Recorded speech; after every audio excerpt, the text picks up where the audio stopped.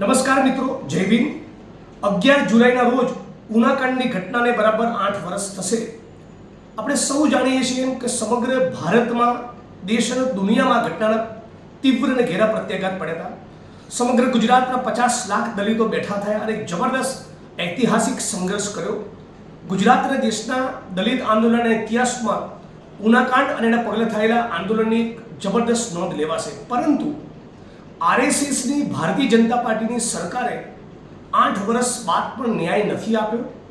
Atrocities એક્ટમાં સ્પષ્ટ જોગવાઈ છે કે આ પ્રમાણના અત્યાચારના કેસોમાં સ્પેશિયલ કોર્ટમાં જેની ટ્રાયલ, એનો કેસ, એનો મુકદ્દમો ચલાવવો એવું સમગ્ર ગુજરાતમાં ક્યાંય નથી બની રહ્યું। એટલે આપણે બધા જ અનેક પીડિત પરિવારો આ મુદ્દે 11 જુલાઈના રોજ આંબેડકર ચોક ગીર ગઢડા ખાતે સવારે 10 વાગે એકત્રિત થઈ રહ્યા છે।